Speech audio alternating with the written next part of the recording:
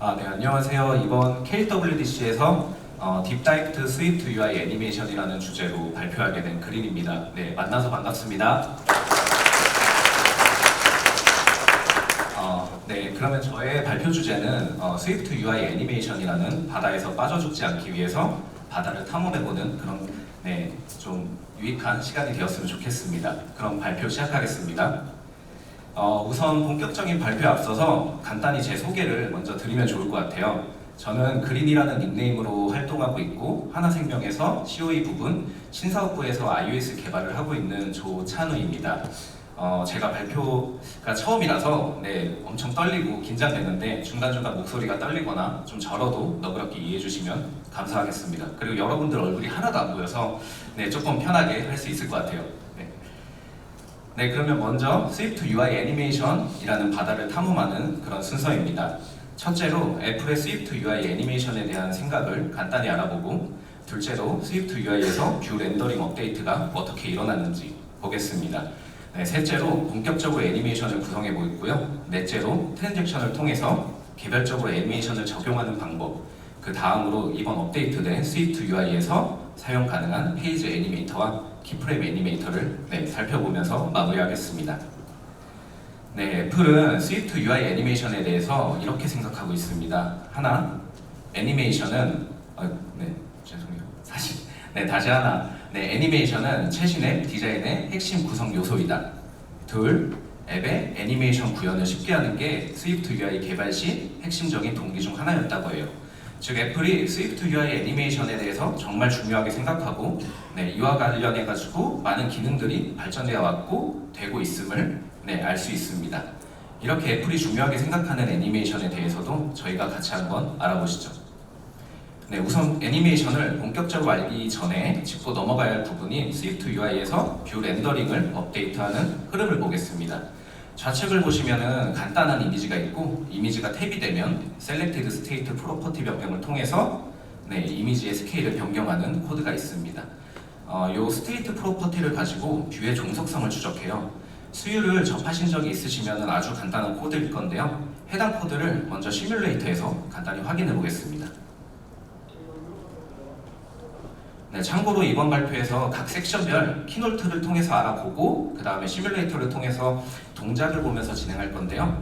참고로 코드에서 사용된 저 귀여운 이미지는 매시업이라는 개발 동아리에서 마스코트인데요. 매숑이라는 이름을 가졌고요. 제가 귀여워가지고 원작자인 하이퍼 커넥트의 디자이너 배선영님의 사용 허가를 받아서 사용함을 말씀드립니다. 그럼 다시 돌아와서 이 매숑이를 탭하면 스케일이 변합니다. 여기까지만 확인되시면은 다시 키노트로 돌아가 보겠습니다. 해당 경우에 뷰 밸류로는 이미지에 붙은 뷰 모디파이어들이 존재하죠. 이미지에 탭 이벤트가 발생하면 업데이트 트랜잭션이 열립니다. 이때 스테이트 프로퍼티가 변경이 되고 종속성이 변경되면 뷰가 모여야 되고, 트랜잭션 종료 시 프레임워크는 렌더링을 업데이트하기 위해 바디를 다시 호출합니다. 어트리뷰트 그래프를 보시면 셀렉티드 프로퍼티가 내려오면서 스케일 이펙트를 변화시켜 이미지가 변하는 그런 흐름입니다. 물론 그래프 흐름에서 리자이러블 등도 거치지만 핵심적인 부분만 좀 확인하기 위해서 생략해뒀고요. 이것이 기본적인 스위프트 UI에서 뷰 렌더링 업데이트하는 방식입니다. 그럼 이전 코드의 탭 제스처에 애니메이션이 들어가면 어떻게 될까요? 먼저 애니메이션이 들어가면 간단히 어떻게 동작하는지 아까처럼 시뮬레이터에서 확인해 보겠습니다. 이번에는 매숑이를 탭하면 스케일의 변화가 애니메이션을 품고 자연스럽게 일어나죠. 여기까지 확인이 되셨고, 그러면 다시 키노트로 돌아가 볼게요. 다시 돌아와서 스케일 이펙트는 애니메이션 속성인 특수한 어트리뷰트입니다. 즉 애니메이션 가능한 속성의 값이 변경되면 트랜잭션에 애니메이션이 설정되어 있는지 확인해주죠. 즉 이전과 같은 동일한 흐름을 타는데 스케일 이펙트를 만나면 애니메이션 설정을 확인하고, 존재한다면 복사값을 만들고 애니메이션을 사용해서 시간이 지남에 따라 이전 값에서 새 값으로 보관을 해줍니다. 즉 우측 어트리뷰트 그래프에서도 볼 수 있지만 트랜잭션이 열림과 동시에 애니메이션이 같이 들어오게 됩니다. 이것이 애니메이션을 가진 스위프트 UI가 뷰 렌더링을 업데이트하는 방식입니다. 다음으로 애니메이션을 가진 뷰 렌더링 업데이트에서 살펴볼 수 있었던 건 크게 두 가지입니다. 첫째로 스케일 이펙트와 같은 애니메이션 가능한 속성은 애니메이션 되는 데이터를 결정하는 걸 이제 살펴볼 애니메이터블이라고 합니다. 둘째, 애니메이션은 시간 경과에 따라 데이터가 어떻게 변경되는지 그걸 결정합니다. 그렇게 핵심적인 이 애니메이터블과 애니메이션에 대해서 먼저 알아볼게요. 애니메이터블부터 봐보겠습니다. 애니메이터블은 애니메이터블 데이터를 통해서 애니메이션에 사용될 데이터를 정의합니다. 애니메이터블은 프로토콜로 해당 프로토콜을 준수하는 모든 뷰에 대해 애니메이션 가능한 속성을 빌드하게 됩니다. 유일한 요구사항은 단지 뷰가 애니메이트 하려는 데이터의 개수 벡터 프로퍼티를 지정하는 것, 그게 다입니다. 여기서 애니메이터블 데이터가 애니메이션을 적용할 데이터인데요. 벡터 에리스메틱을 준수하고 있어요. 벡터 에리스메틱은 단순하게 CG플로우, CG포인트, CG렉트와 같이 1차원부터 4차원 그리고 두 벡터를 융합해 하나의 더 큰 벡터 타입인 애니메이터블 페어까지 지정할 수가 있습니다. 즉 벡터를 처리함으로 모든 것을 애니메이션을 할 수 있죠. 그럼 이 애니메이터블을 구성해서 뷰를 한번 간단히 만들어 볼게요. 우선 좌측 애니메이터블 뷰를 보시면 XY 스테이트 프로퍼티를 변경하는 버튼과 커스텀 서클이 닫혀 있어요. 커스텀 서클은 우측과 같이 쉐이프이고 이 쉐이프는 애니메이터블을 따르고 있습니다. 그렇게 커스텀화 원을 직접 그려줄 때 애니메이터블 데이터를 구현하여 XY 값이 변경될 때 애니메이션을 심어줄 수가 있습니다. 상위 뷰에서 변경되는 XY를 통해 원의 위치가 변경되는 것이죠. 그러면 이렇게 간단히 만들어진 커스텀하게 구현된 애니메이터블 뷰를 동작을 시뮬레이터에서 같이 확인을 해볼게요. 우선 애니메이터블 데이터를 구현하지 않았을 때의 동작입니다. 체인지 서클 버튼을 누르면 원의 색상과 위치가 변화하는데 애니메이션이 되지 않습니다. 반면에 애니메이터블 데이터를 구현했다면 동일하게 체인지 서클 버튼을 누르더라도 애니메이션 되면서 색상과 위치가 변하게 됩니다. 이렇게 간단히 알아봤고요. 다시 키노트로 돌아가겠습니다. 실제 동작을 보면서 여러분들은 같이 애니메이터블에 대해서 알아봤어요. 이 애니메이터블을 사용할 때도 주의해야 될 사항들이 있습니다. 애플에서는 애니메이터블 사용에 두 사항을 권고하고 있어요. 첫째로 커스텀 애니메이터블은 애니메이션의 모든 프레임에 대해 바디를 실행하기에 내장된 이펙트보다 애니메이션 하는데 훨씬 더 많은 리소스가 들 수 있다고 합니다. 둘째로 내장된 이펙트를 사용해 원하는 바를 달성할 수 없을 때만 커스텀하게 구현하는 걸 권장합니다. 제가 생각할 때는 지금 웬만하면 내장된 이펙트를 사용하는 것을 좀 권고한다고 생각을 하고 있습니다. 이어서 살펴볼 부분은 애니메이션입니다. 위드 애니메이션을 통해서 이미 구축된 애니메이션을 줄 수도 있고 명시적으로 커스텀하게 만들 수도 있습니다. 애니메이션을 사용해서 시간 흐름에 따라 값을 보관하는 방법에는 아래와 같이 대표적으로 세 범주로 나눌 수가 있습니다. 타이밍 커브 애니메이션, 스프링 애니메이션, 하이 오더 애니메이션, 이 순차적으로 한번 같이 탐험을 해볼게요. 가장 먼저 타이밍 커브 애니메이션입니다. 애니메이션의 속도 및 지속 시간을 정의하는 곡선을 사용해서 값을 보관하는 그런 애니메이션입니다. 기본적으로 리니어부터 이지인 아웃 중에 사용할 수 있고 커스텀하게 만들 수도 있어요. 우선 리니어는 일정한 속도로 선형 진행되고요. 이지인은 천천히 시작해서 점점 빨라집니다. 이지 아웃은 빠르게 시작해서 점점 느려지고요.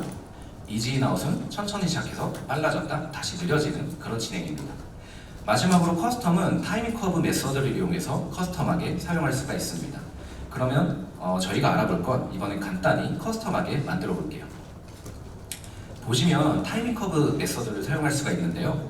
받는 인자로는 유니커브가 있어요. 이 유니커브는 배지의 지어점을 사용해서 타이밍 곡선을 만들 수가 있습니다. 즉 우측 커스텀 커브 코드처럼 시작과 끝 제어점을 조정해서 애니메이션의 초기 및 최종 속도를 변경할 수가 있습니다. 그리고 사용하는 부분에서 간단히 이 만들어준 유니커브 인스턴스를 넣어서 구현할 수가 있습니다. 그러면 타이밍 커브 애니메이션의 동작을 시뮬레이터에서 역시나 확인을 해볼게요. 메쇼기를 탭하면 리니어는 일정한 속도로 스케일이 변하게 되고요. 이지인은 천천히 시작해서 점점 빨라지는 걸 확인할 수가 있습니다. 이게 체감이 잘 안 되신다면 듀레이션을 좀 높여보면 체감이 되겠지만 행사 진행을 위해서 좀 얇게 잡았다는 점 이해 부탁드립니다. 반면 이지아웃은 빨리 시작해서 점점 느려지고요. 이지인아웃은 천천히 시작했다 점점 빨라지며 다시 느려지는 걸 확인할 수가 있습니다. 마지막으로 커스텀하게 아까 구현해둔 일정한 속도로 애니메이션 되는 것을 확인할 수가 있습니다. 그러면 타이밍 커브 애니메이션에 대해서 간단히 알아봤고 키노트로 다시 돌아가 보겠습니다. 네, 이어서 스프링 애니메이션을 볼 건데요. 스프링 시뮬레이션을 실행해서 주어진 시점의 값을 결정합니다. 내장된 세 가지와 마찬가지로 커스텀하게 구현할 수가 있어요. 첫째로 바운스가 없는 스무스, 전혀 없다고 생각하시면 되고요. 둘째로 바운스가 적은 스냅피, 셋째로 바운스가 많은 바운시, 그리고 역시나 커스텀하게 스프링 메서드를 이용해서 만들 수가 있습니다. 그러면 커스텀한 스프링 애니메이션을 만들어 볼게요. 스프링 메서드와 인터폴레이팅 스프링 메서드를 통해서 만들 수 있고 공통적으로 이 스프링 타입의 임자를 받습니다. 이 스프링 타입은 기존에는 질량, 강성, 감쇄 등과 같은 스프링에 대한 옵션을 통해서 이니셜라이저를 시켜줘야 했지만 iOS 17부터는 더 단순화되어서 듀레이션과 바운스만을 줄 수가 있습니다. 이와 같이 만들어진 커스텀 스프링 인스턴스를 애니메이션에 넣어 사용할 수가 있습니다. 이렇게 만들어진 스프링 애니메이션에 대해서도 한번 시뮬레이터로 보겠습니다. 네, 메쉬옹이를 탭할 때 스무스는 탄성이 거의 적고요. 이 스냅피는 탄성이 스무스보다 많은 것을 확인할 수 있고 바운시는 탄성이 큰 걸 확인할 수가 있습니다. 또한 커스텀하게 제가 밑에 하단 탭을 보시면 원툴을 구현해놨는데요. 처음 커스텀한 동작을 보시면 아까 만들어진 지정된 지속시간과 바운스를 통해서 애니메이션 되는 걸 볼 수가 있고요. 두 번째 커스텀 동작을 보시면은 바운스가 계속 지속되는 걸 볼 수가 있어요. 커스텀하게 만들 때 바운스 값을 1로 주게 되면 탄성이 계속 지속되어서 애니메이션이 끝나지 않기에 원하는 용도에 따라서 적절한 값을 잘 구성해 주셔야 합니다. 그럼 다시 키노트로 돌아가 보겠습니다. iOS 17에서는 위드 애니메이션을 사용할 때 기본값이 이제는 이미 스프링 애니메이션으로 변경되었기 때문에 자연스러운 애니메이션을 경험할 수 있으셨을 거예요. 즉 속도를 유지하고 자연스럽게 정제하여 UI에 좀 유기적인 느낌을 주고 싶다면 이 스프링 애니메이션을 사용하시면 좋습니다. 다음으로 이제 더 고차원적인 애니메이션을 위한 메서드들을 살펴볼 건데요. 첫 번째로 애니메이션 속도를 컨트롤하는 스피드, 두 번째로 애니메이션의 시작 타이밍에 딜레이를 줄 수 있는 딜레이, 그리고 반복 설정을 해줄 리핏 카운트와 리핏 포에버가 있습니다. 여기서 오토 리버스 인자로 이전 상태로 거꾸로 돌아갈지에 대한 여부를 설정할 수 있고 기본값은 true로 되어 있습니다. 이 메서드들을 이용한 애니메이션을 시뮬레이터를 통해서 한번 확인을 해볼게요. 네, 이번에는 메숑이를 계속 키웠으니까 회전을 시켜보려고 해요. 가장 먼저 딜레이는 누르게 되면 제가 이거 지금 탭하면 1, 2초 정도 후에 딜레이가 된 시간 후에 애니메이션이 진행되는 걸 볼 수가 있고요. 두 번째로 리핏은 몇 번 반복할지에 대한 설정을 보시는 것과 동일하다고 보시면 됩니다. 저는 3으로 해놨기 때문에 이렇게 3번 반복하게 됩니다. 그 다음으로 리핏 포에버로 설정하면 계속 반복되는 걸 볼 수가 있고요. 여기서 기본적으로 오토 리버스 값이 true이기 때문에 다시 거꾸로 돌아가는 애니메이션이 나타나고 있어요. 반대로 오토 리버스 값을 폴스로 설정하면 보시는 것처럼 다시 거꾸로 돌아가진 않습니다. 그런데 여기서 해당 메숑이가 애니메이션 되고 있을 때 계속 탭하게 되면 애니메이션이 계속 추가되고 원치 않는 동작을 일으킬 수가 있죠. 좀 기괴하게 말이죠. 만약 탭했을 때 이 애니메이션을 멈추고 원래 값으로 돌아가고 싶다면 어떻게 해야 될까요? 그걸 키노트에서 다시 확인을 해보겠습니다.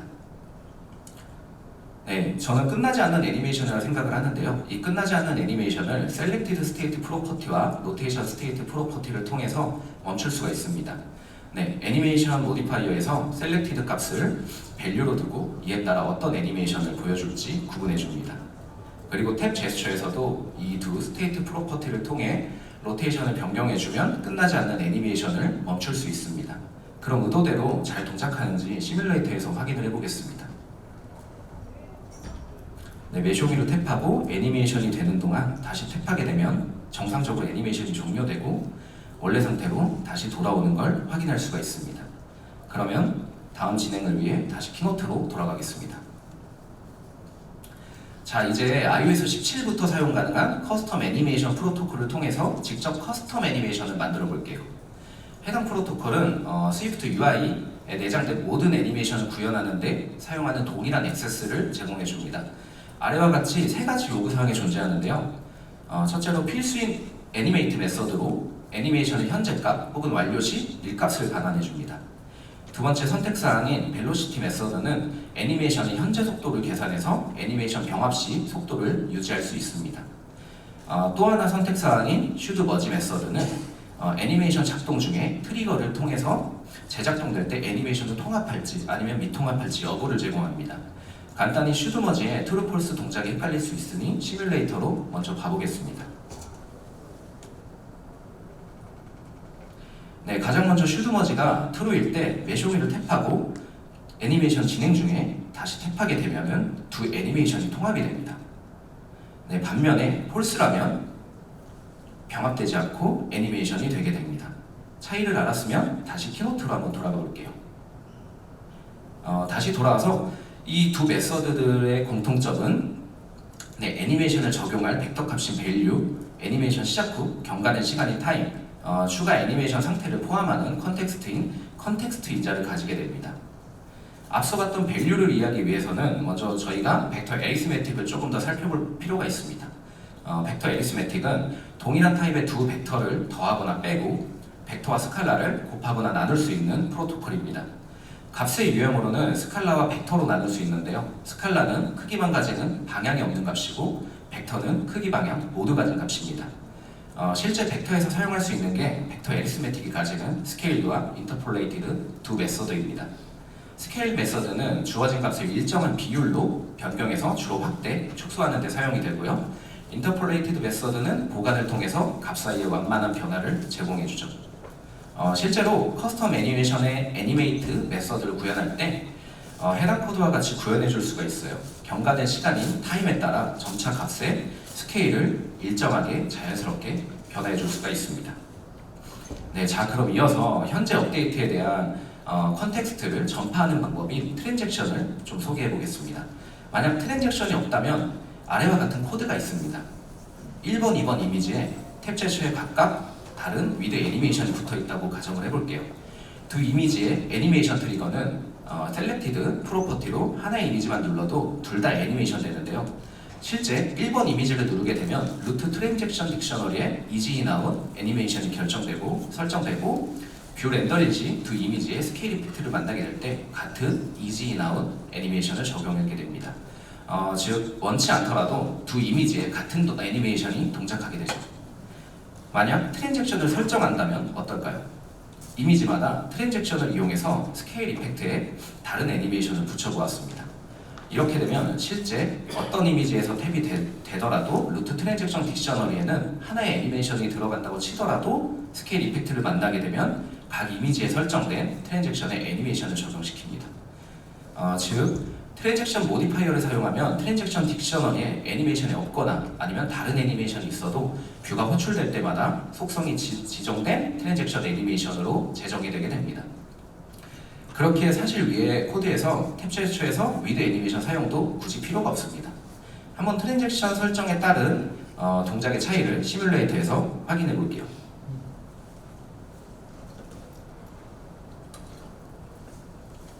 네, 가장 먼저 기본적으로 트랜잭션이 없을 경우 상하 메쇼미를 클릭해도 같은 애니메이션으로 스케일이 변경되는 걸 확인할 수가 있습니다. 위아래를 눌러도 말이죠.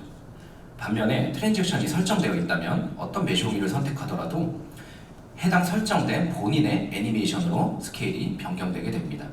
이 차이가 트랜잭션을 사용하는 여부의 차이고요. 다시 키노트로 돌아가 볼게요. 네, 이렇게 유용한 트랜잭션에도 당연히 주의해야 할 부분이 있습니다. 바로 스위프트 UI가 뷰를 업데이트할 때마다 모든 하위에 대한 애니메이션을 무차별적으로 재정의하면서 의도치 않은 애니메이션을 발생시킬 수가 있습니다. 이런 경우에 스위프트 UI의 애니메이션 모디파이어를 사용하면 좋아요. 섀도우와 스케일 이펙트에 각기 다른 애니메이션을 위에 코드처럼 붙일 수 있습니다. 만약 아래와 같이 섀도우와 스케일 이펙트 밑에 애니메이션을 넣는다면 섀도우에서는 애니메이션을 원치 않더라도 같은 애니메이션이 적용되어 의도치 않은 동작이 될 수가 있어요. 즉, 두 차이를 시뮬레이터에서 다시 확인을 해볼게요.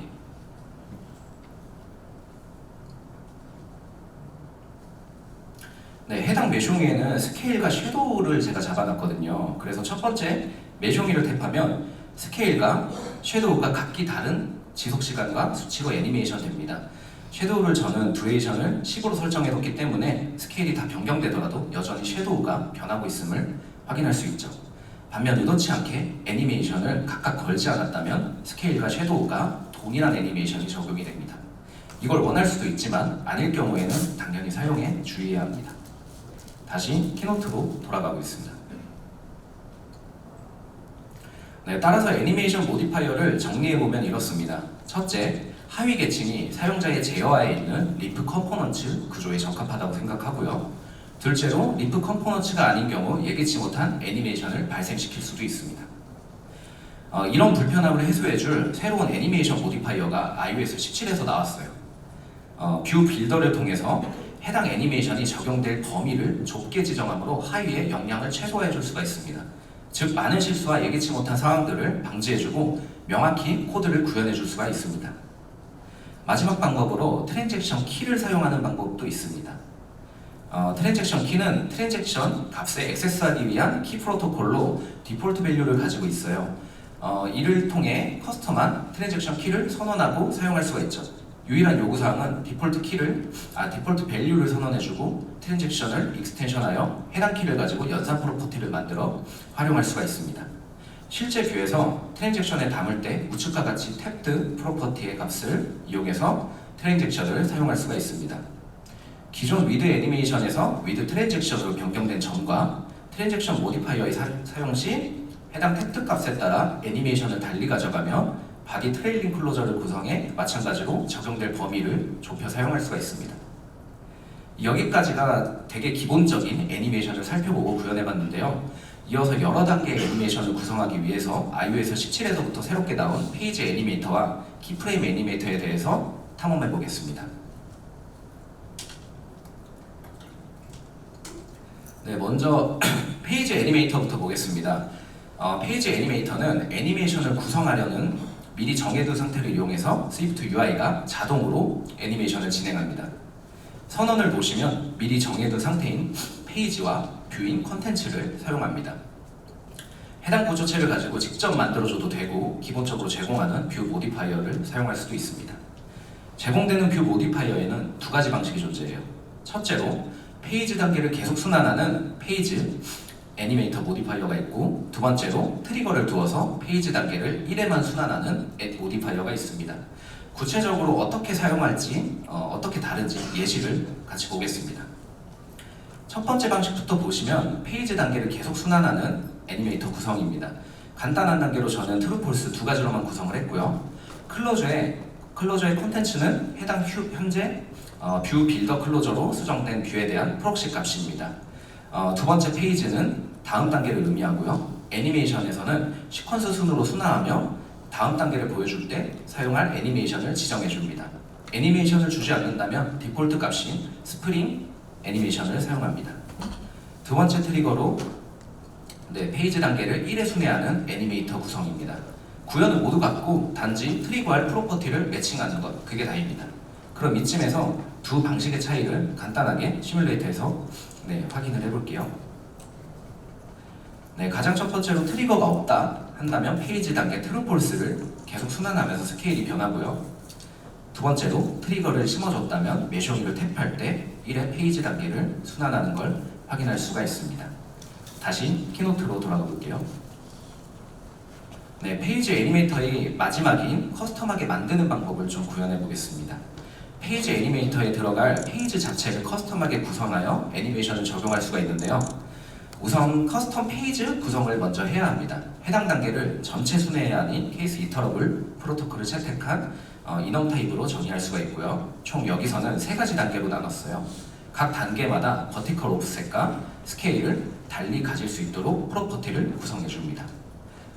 그리고 실제로 이미지에 페이지 애니메이터 모디파이어를 이용해서 페이지에 만들어진 커스텀 페이지를 주입해주고 컨텐츠에 스케일 이펙트와 오프셋의 커스텀 페이지에 있는 프로퍼티를 사용합니다. 그리고 애니메이션에서 각 페이지 단계마다 어떤 애니메이션을 사용할지 각각 구성할 수가 있습니다. 이렇게 만들어진 커스텀한 동작을 시뮬레이터에서 확인해 보겠습니다. 네, 코드에서 보셨듯이 메쇼기를 탭하게 되면 미리 정해둔 세 가지 단계의 페이지를 거치며 스케일과 버티컬 오프셋이 변경되는 걸 확인할 거예요. 탭하게 되면 세 가지 단계를 거치면서 변경이 됩니다. 이렇게 페이지 애니메이터를 살펴보았고 다시 키노트로 돌아가 보겠습니다. 네, 이렇게 단계마다 처리하는 걸 알아봤는데요. 페이지 애니메이터는 순차적으로 페이지 안에서 옵셋과 스케일 등 상태 전환이 발생되며 속성들이 동시에 애니메이션 되게 됩니다. 즉 해당 상태에서 갖는 애니메이션들은 모두 동시에 작동하는 거죠. 근데 이 속성들을 독립적으로 애니메이션 하는 듯 더 많은 각각의 제어가 필요하다면 어떻게 해야 될지 살펴볼게요. 바로 키프레임 애니메이터를 사용하면 아주 편리합니다. 키프레임 애니메이터를 사용하면 애니메이션 내에서 특정 시간에 값을 정의할 수가 있어요. 즉 속성들을 독립적으로 작동시켜 타이밍과 움직임을 완벽히 제어할 수가 있죠. 키프레임 애니메이터에서는 페이지 애니메이터와 비슷하게 기본적으로 두 가지 방식의 모디파이어를 제공하기도 하고 또 당연하게 키프레임 애니메이터 구조체를 이용해서 커스텀하게 만들 수도 있습니다. 기본적인 두 가지 방식의 모디파이어를 볼게요.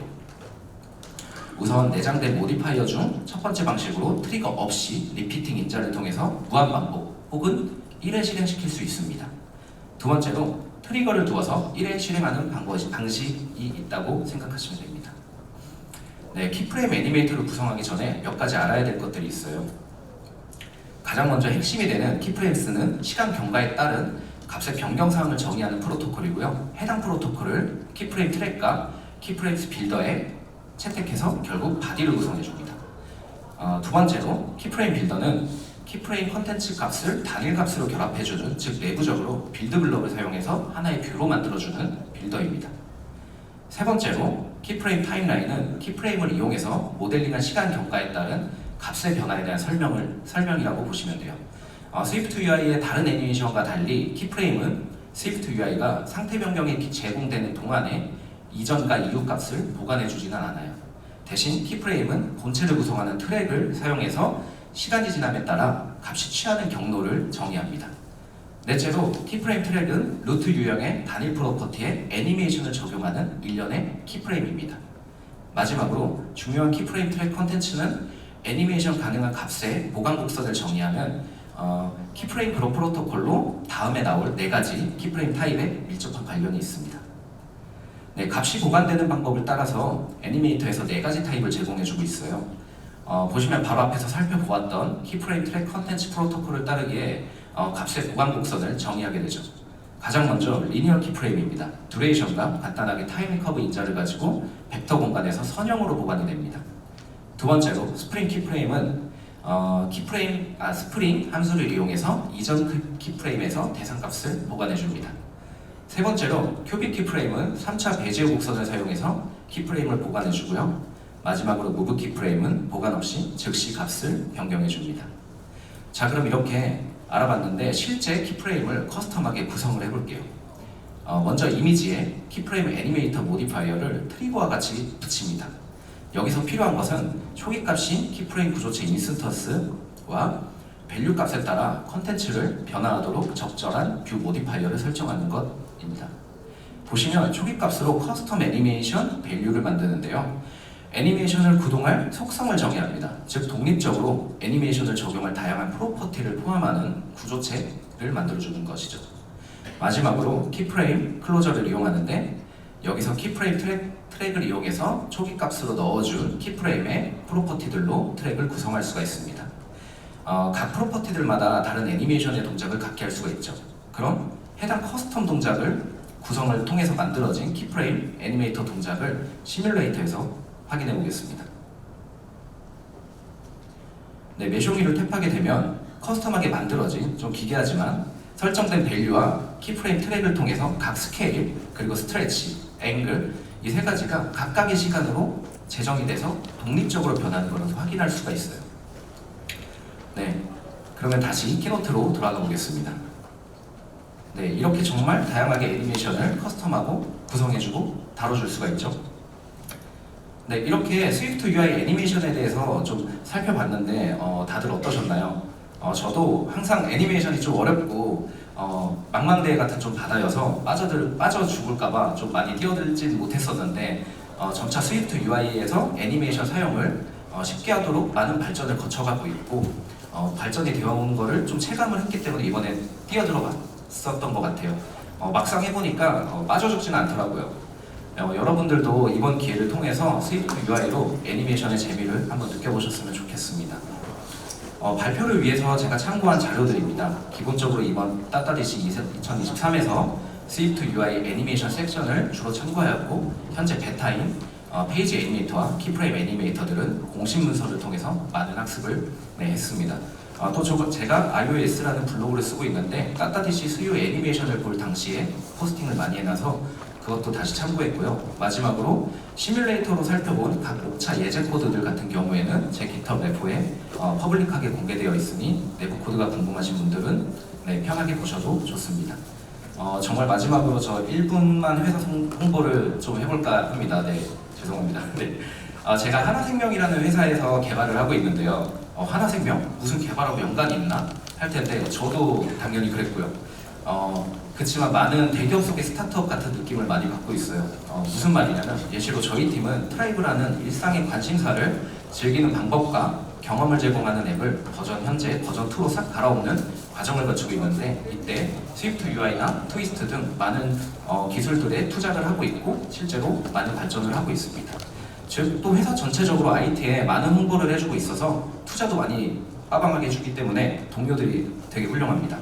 현재 iOS도 열려있고 다른 개발 파트, 디자이너, 개발 기획자 등등 원티드에서 검색만 하더라도 정말 많은 채용을 하고 있기 때문에 관심이 있으시면 저에게 말씀해 주셔도 좋습니다. 네, 이상으로 제 발표를 마치겠고요.